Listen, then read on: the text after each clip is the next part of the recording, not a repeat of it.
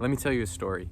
It's December of 2022. I'm 17 years old, playing a song for my school's Christmas concert. And the thing, like most Christmas songs and most Christmas performances, this was an old jazz standard version of a song that I was playing with one of my best friends and a singer, and then our music teacher was playing the drums. And the thing about this song was I was playing guitar. Normally I play drums or sometimes I even do vocals, but I was playing guitar for this song. And the way a kind of a jazz song works, if you don't really know and you're not used to it, is that you have something called a head, which is kind of like your main progression through the song where there's vocals or the melody. Then you take a solo over the same progression through the head. Maybe it's a couple times or maybe it's just once. Then you go back to the head and end the song. And the thing was, I was taking a solo twice through the head in this song. So it was all the vocals, then I was taking a solo twice through the head, and then it was vocals again, and then we were gonna tag the ending and finish the song. And the thing about this was I didn't really have this song memorized because I hadn't really played it all that much because I was really sick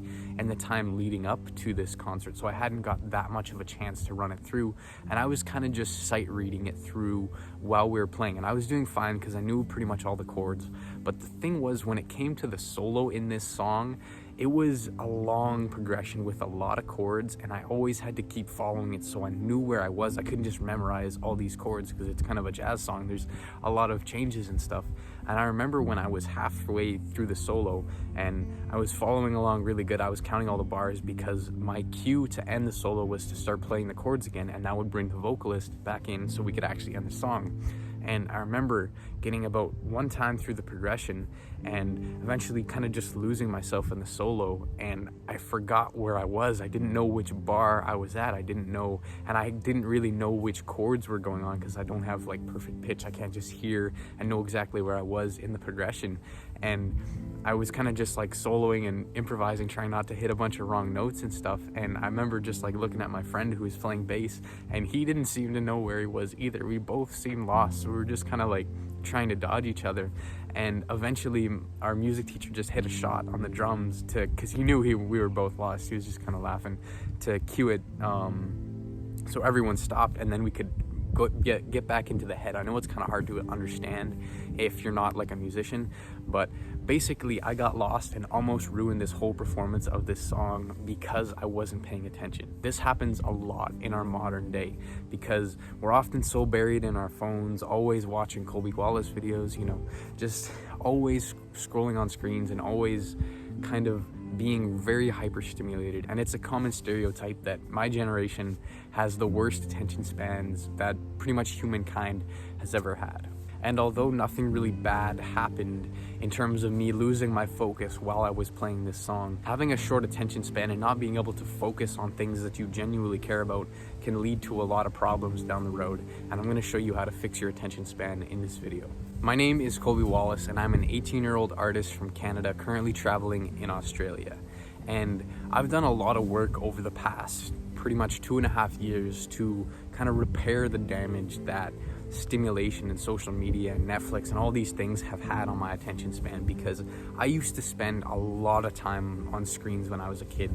I'd say I was still less than most people, but it was still a lot. At one point it was pretty much like 7-8 hours a day. It was mostly when I was in middle school, when I was very addicted to social media, very addicted to YouTube, and also really addicted to Fortnite because that's when it first came out. So I was spending a lot of time in front of a screen, and it really kind of started to show in my everyday life. I started to not enjoy things that I used to enjoy a whole lot. Like during that time, I kind of lost my passion for basketball, and I couldn't focus as well when I was practicing music, and my grades were still good in school because I was still able to work really hard, but I just found I didn't enjoy things in real life anymore because they weren't as stimulating as the things I was doing online.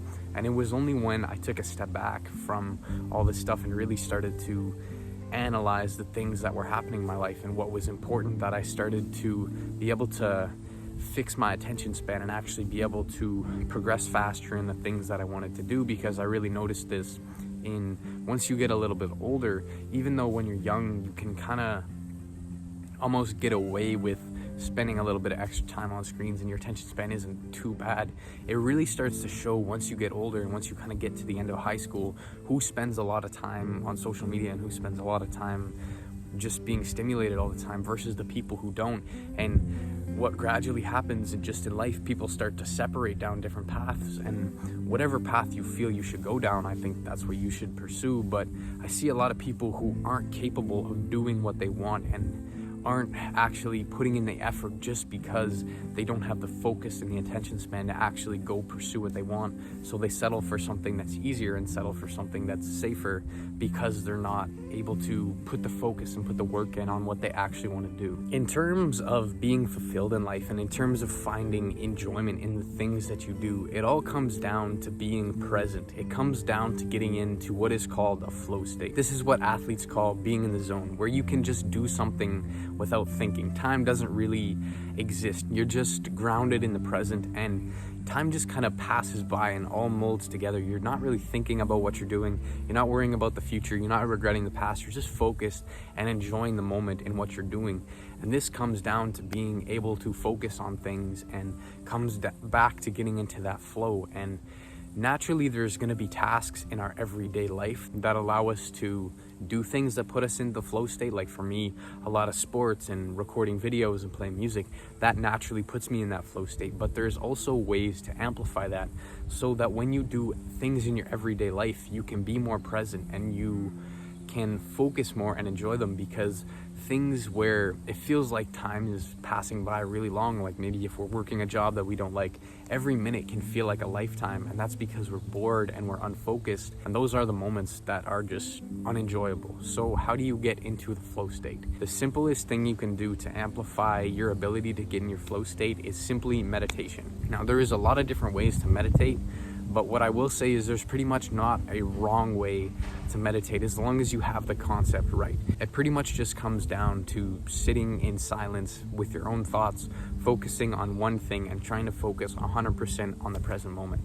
Whether you're using your breath to focus on, or you're focusing on the sounds going on around you, or you're doing kind of like a spiritual meditation, whatever it is, all the kinds of meditation have the same concept, and it's to get back to the present moment. The focus is not to eliminate the wandering thoughts of your mind, because that's just the way it works. If your mind starts to wander and you can't focus on whatever you were trying to focus again, all you need to do is just take that, just recognize that and come back to the present, because that's how you fix your attention span. Because naturally you're gonna get off track and you're gonna get distracted by your phone, but the more that you can eliminate distractions and get better at coming back to what you're doing and focusing, the easier it will be to start focusing longer on what you're trying to do. The way I started to meditate was simply by just sitting in my room in the dark, closing my eyes, and just like sitting there for 3 minutes, setting a timer. And the first couple times I tried to do it, the first minute I was already checking the time to see if it was done.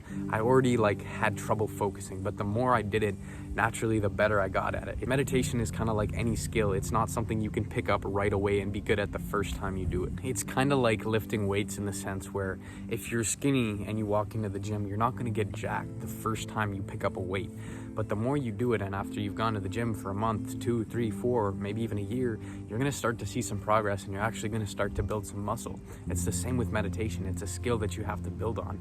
And as long as you're willing to consistently stick to it, naturally you're going to find your ability to get into that flow state is going to improve. With that being said, if you don't know already, my name is Colby Wallace. I'm an 18-year-old artist from Canada, and if you like videos like this and you want to hear some of my original music, you might as well subscribe. It's a win for you, it's a win for me. You get to see some more cool content. It really helps me out, and I love to see the support. If you want to join our free community on how to break away from your phone addiction, there's a free link for that in the description. If you want to check out my original music, also in the description. And with that being said, I have nothing more to say except never stop creating, my friend, and I'll see you in the next one. Goodbye.